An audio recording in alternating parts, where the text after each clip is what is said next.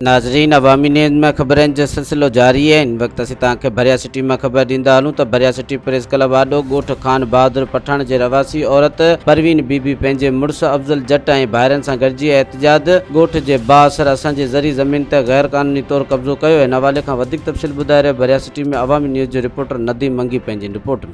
भरयासिटी press club आॾो दे बेलावा जे ॻोठ खान बहादुर पठाण जा रहिवासी सरापा एहतिजाज आहिनि। हिननि जी ज़मीन ते बासरनि पारां कब्ज़ो कयो वियो आहे, जंहिंजे ख़िलाफ़ ही हिते प्रेस क्लब आॾो सरापा एहतिजाज आहिनि। इन हवाले सां अचो त हिननि सां ॻाल्हि ॿोल कयूं, हिननि जो छा चवणु आहे। असांजी बनी ते कब्ज़ो थियो आहे, जेका जंहिंमें गुलबारार ऐं अनवर शाह मोहम्मद जमादार आहे, पुलिस में जमादार आहे।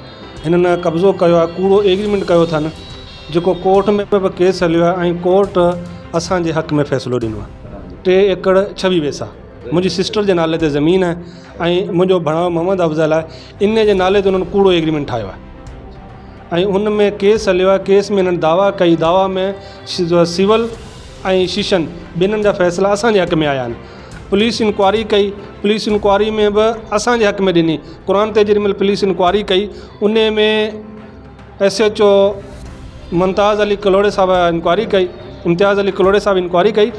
उन में हुन न को जट बिरादरी ऐं न को मरी बिरादरी कंहिंसां बि बयानु कोन वरिता। हुन बयानु जेके वरिता से पाड़े वारनि खां, ॿिया जेके ॻोठ वारा पाड़े वारा हुननि खां बयानु वरिता। हुननि में हिननि जी पारां कंहिं बि माण्हू कसम कलमे ते ऐं क़ुर ते हथ रखी कोन शादी ॾिनी, चई कूड़ा न। असांजी ज़मीन उन्हनि जी ज़मीन सां ॿाहिरि आहे। क्लासी बनो चवनि था ही बनी असीं वठंदासीं, असां उन्हनि खे बनी कोन ॾिनी। असां जॾहिं ॿिज छटे काई त शाम जो अची 5 बजे खां पोइ इन्हनि अची हुते हर काया।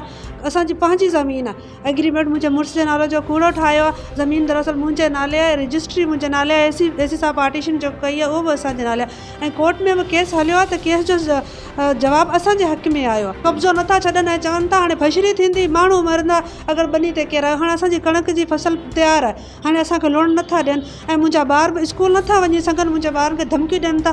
असां ॾाढा परेशान आहियूं, अञा ताईं असांखे को बि मदद कोन्हे। कणक जेकी आहे उहा असांजी पुखल आहे त हू हींअर वढण नथा ॾियनि। हुननि बाअसर सां माना हथियारनि सां कब्ज़ो कयो आहे, जंहिंमें शाह मोहम्मद जमादार सभ खां वधीक, जेका केॾी महिल बि पुलिस वारा वठे अची ही पंहिंजा हथियार सरकारी वठी अची हिन ज़मीन ते माना असांखे ॾेखारे थो, जेको असांखे चए थो मार, जंहिंजे में हुन जा भाइर, हुन जा ॻोठ वारा बि जेका आहिनि हुन सां गॾु आहिनि, जेका हू असांखे धमकियूं ॾियनि था।